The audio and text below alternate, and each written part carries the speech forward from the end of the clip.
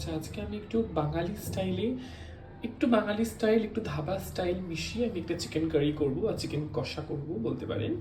আচ্ছা, চিকেনটাকে আমরা দেখুন ম্যারিনেট করে রেখে দিয়েছি। আমি অনেকক্ষণই প্রায় ম্যারিনেট করেছি, প্রায় 15-20 মিনিট হয়ে গেছে। এটাতে দিয়েছি আমরা হচ্ছে চিকেন রয়েছে, দেখতে পাচ্ছি 2 পিস লেগ পিস রয়েছে, আপনারা দেখতে পাচ্ছেন ব্রেস্ট রয়েছে। এটাতে মোটামুটি 450 থেকে 500 গ্রাম চিকেন রয়েছে। এটাতে আমি কাশ্মীরি লঙ্কার গুঁড়ো, হলুদ গুঁড়ো, একটু সর্ষের তেল, গোলমরিচ গুঁড়ো, ঠিক আছে, কোনো টক দই কিন্তু ইউজ করিনি, কিন্তু এটা একটু কারণ এটা একটু ধাবা স্টাইল চিকেন কারি, তো সেই জন্য টক দই ইউজ করিনি।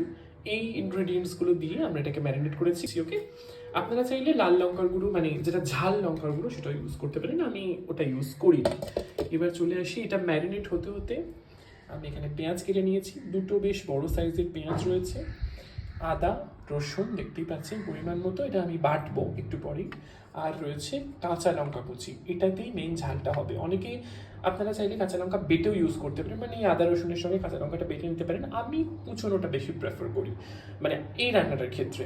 আর এখানে দেখতে পাচ্ছেন একটা বড় সাইজের টমেটো, একটাই টমেটো কিন্তু আমি রাফলি কেটে নিয়েছি এটাকে পেস্ট করবো বলে। ওকে, এবার আসি যে ধাবা স্টাইল চিকেন কারি আমি বাঙালি ঘরানা কেন বললাম আর বাঙালি টাচ এই জন্যই বললাম কারণ এখানে আমরা ইউজ করছি আলু। আলু দেওয়া মানে একটা বাঙালি টাচ চলে এলো। আলুটা আমি একটু পছন্দ করি চিকেন কারিতে একটু আলু দিতে। যখনই চিকেন রান্না করি ম্যাক্সিমাম টাইমে চেষ্টা করি একটু আলু ইউজ করতে, আদারওয়াইজ যদি কিছু স্পেশাল রান্না করি then I can skip this part. Okay, এইগুলো হচ্ছে আমার বেসিক ইনগ্রিডিয়েন্টস। ওকে, এবার রান্নাটা শুরু করবো, আলুটা ভেজে নেবো, তার সেখান থেকে রান্নাটা শুরু হবে। ততক্ষণ আমি মশলাগুলো বেটে নিই, মানে আদা রসুনটা বেটে নিই, তারপর আমরা ফিরছি পুরো রান্নাটায়। আচ্ছা, এদিকে আমি আদা রসুনটা বেটে নিয়েছি, ঠিক আছে। একটু আমি একটা শুকনো লঙ্কা দিয়েছি বাটার সময়, কারণ আমি যেহেতু পুরোটাই কাঁচা লঙ্কা কাশ্মীরি লঙ্কা গুঁড়োতে করছি, আমি একটু ঝাল প্রেফার করি, যেটা আমার বর একদমই পছন্দ করে না। বাট ও বুঝতে পারবে না আশা করি, আমি যথেষ্ট ট্রিকি ওয়েতে রান্নাটা করি, তার জন্য খুব একটা ঝাল লাগে না। যাই হোক, এটা হচ্ছে টমেটো পিউরি, যেটা টমেটোটা বেটেছি একটু জল দিয়ে, ওই একটা বড় সাইজের টমেটো বেটে নিয়েছি। ওকে, আর এইদিকে আলু ভাজা চলছে। আচ্ছা, আমি দেখিয়ে দিই ঠিক এই অবস্থায় তেলটা হয়তো একটু বেশি লাগছে, কারণ এই তেলেই আমি পেঁয়াজটা ভাজবো এবং বাকি রান্নাটা পুরোটাই কমপ্লিট করবো এই রান্নাটাতে। এই অবস্থায় আমরা কিন্তু আলুগুলোকে তুলবো। ওকে, দেখুন খুব সুন্দরভাবে দুপিট বেশ ব্রাউনিশ করে আমি নুন হলুদ দিয়ে কিন্তু ভেজেছি, ভাজা হয়ে গেছে। আমরা জাস্ট তুলে নিচ্ছি এইভাবে। আচ্ছা, কড়াতে আমরা দিয়ে দিয়েছি কিছু গোটা গরম মশলা, গোটা এলাচ মানে ছোট এলাচ, দারচিনি, লবঙ্গ আর দুটো তেজপাতা, ঠিক আছে।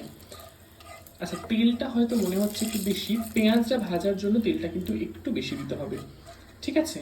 পেঁয়াজটা ভাজার পরে আপনারা যদি চান তেলটাকে একটু কমিয়ে নিতে পারেন, ঠিক আছে। আমার মনে হয় সপ্তাহে একটা দিন একটু বেশি তেল দিলে অসুবিধা নেই, এবং সর্ষের তেল এটা হচ্ছে, এবং এই তেলটাতে কিন্তু গোটা রান্নাটা হবে। ওকে, এবার একটা ফ্লেভার আমি বুঝতে পারছি, একটা ফ্লেভার ছেড়ে দিয়েছে এই গোটা গরম মশলাগুলো থেকে। ঠিক সেই সময় আমরা দিয়ে দেবো শুকনো লঙ্কা, গোটা শুকনো লঙ্কা ফোড়নের জন্য। আচ্ছা, দিয়ে দিলাম দুটো গোটা শুকনো লঙ্কা, মোটামুটি বেশ সুন্দর গন্ধ বেরিয়ে এসেছে। এবার আমরা কিন্তু কেটে রাখা পেঁয়াজগুলো এটাতে দিয়ে দেবো। ওকে, চলুন, পেঁয়াজগুলো আমরা দিয়ে দিয়েছি।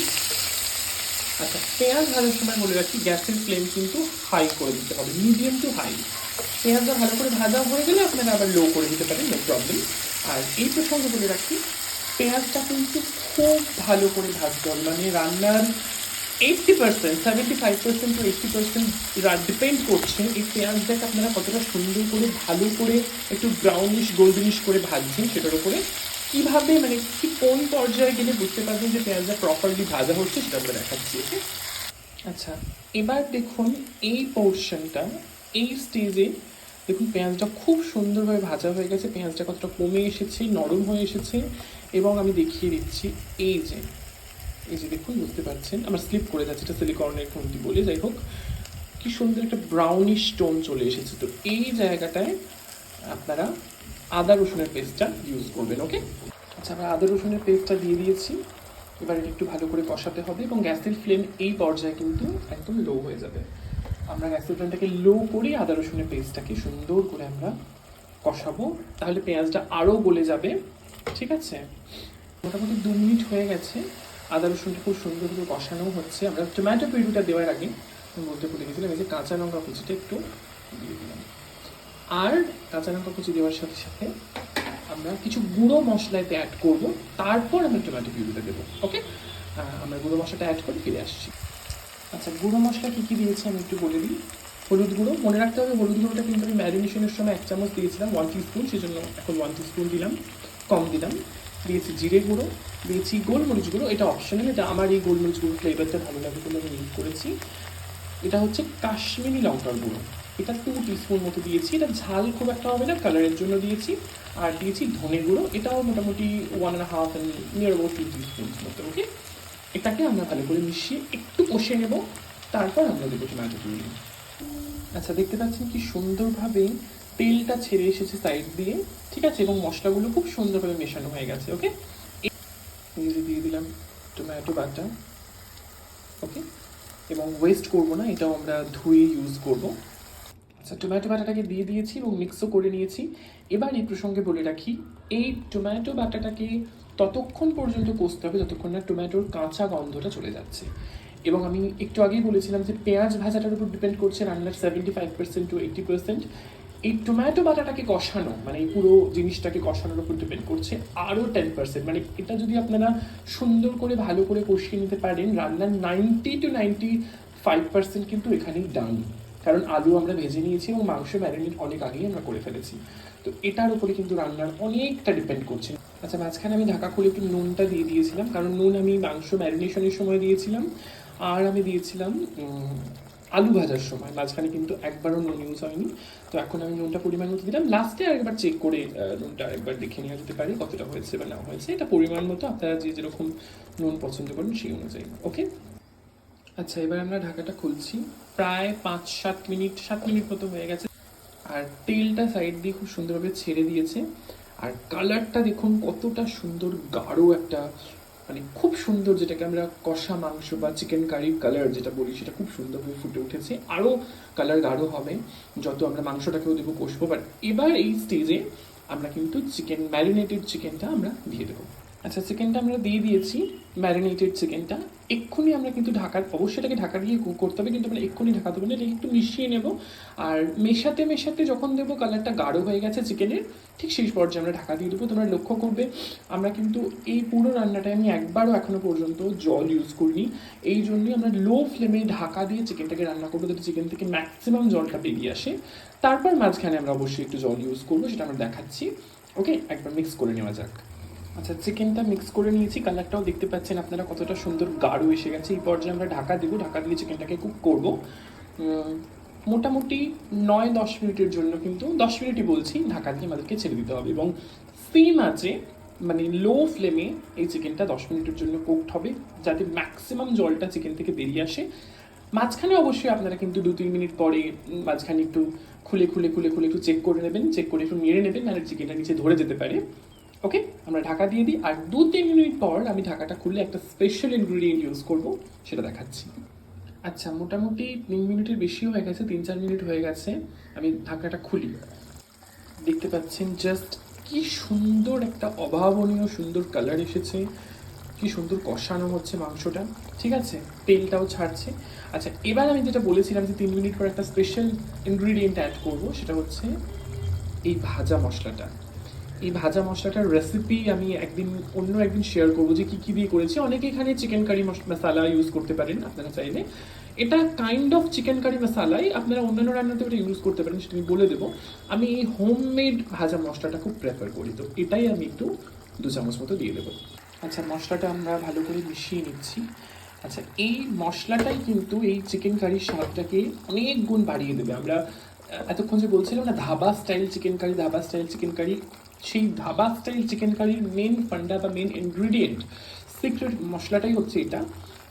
তো এটার কারণেই স্বাদটা অনেকটা বেড়ে যাবে। এখানেও হয়ে গেছে, এই পর্যায়ে আমি একটু আলুগুলো দিয়ে দিলাম। আচ্ছা, মোটামুটি 8 থেকে 10 মিনিট কিন্তু হয়ে গেছে। আমি এবার ঢাকাটা খুলবো। মাঝখানে কিন্তু আমি সত্যি একবারও ঢাকা খুলিনি, আপনাদেরকে দেখাই। Just look at this colour, কি সুন্দর একটা কালার এসেছে। আমি জানি না ক্যামেরায় কতটা ক্যাচ করছে, এটা দারুণ কালার এসেছে। এবং আমি কিন্তু 1 ফোঁটাও জল এখনো পর্যন্ত ইউজ করিনি, পুরোটাই এই চিকেন থেকে জলটা বেরিয়েছে। এবার আমরা জল ইউজ করব, কিন্তু তার আগে একটা ছোট্ট ইনগ্রিডিয়েন্ট ইউজ করব। আচ্ছা, এখানে দেখতে পাচ্ছেন ধনেপাতা কুচি রয়েছে। ন্যাচারালি ধনেপাতা কুচিটা শেষে ইউজ করা হয়, আমি এখানেও শেষেও ইউজ করব, বাট এই সময় যদি একটু ধনেপাতা কুচি দিয়ে দেওয়া যায় তাহলে রান্নার স্বাদটা কিন্তু অনেকটা বেড়ে যায়। যেটা সিক্রেট আপনাদের সঙ্গে শেয়ার করলাম, সেটা দিয়ে দিই। ধনেপাতা কুচি কিছুটা দিয়ে দিলাম। ওকে, ধনেপাতা কুচিটা মিক্স করে নিয়েছি। ঠিক আছে, এবার আমরা জলটা ইউজ করব। জলের পরিমাণটা অবশ্যই আপনাদের পছন্দ মতো, আপনারা যদি একটু ঠিক খেতে চান, একটু ঘন গ্রেভিওয়ালা খেতে চান তাহলে জলটা কম দেবেন। যদি একটু thinner, if you want to make it thinner then definitely you should use more water. Otherwise আমার মনে হয় চিকেন কারিটা একটু গামাখা একটু হলেই ভালো লাগে। তো আমি এক্ষেত্রে জল ইউজ করছি মোটামুটি দেখুন হাফ গ্লাসের মতো, এটা ছোট্ট একটা গ্লাস। কাপে যদি ইউজ করেন ছোট কাপের 1 কাপ, বড় কাপের হাফ কাপ জলটা দিয়ে দিলাম। ওকে, এই জলটা দিয়ে দুটো জিনিস করতে হবে, মিক্স তো করতেই হবে। আর একটা হচ্ছে গ্যাসের ফ্লেমটা যেটা এতক্ষণ পর্যন্ত সেম ছিল, মানে লো ফ্লেম ছিল, সেটা একটু মিডিয়াম টু হাইয়ের দিকে করে দেবো। ওকে, এবার কিন্তু আর এই জিনিসটাকে ঢাকা দেওয়ার প্রয়োজন নেই, আপনারা চাইলে দিতে পারেন। আমি কিন্তু ঢাকনাটা খুলে এইটাকে মোটামুটি 5 মিনিটের জন্য ছেড়ে দেবো।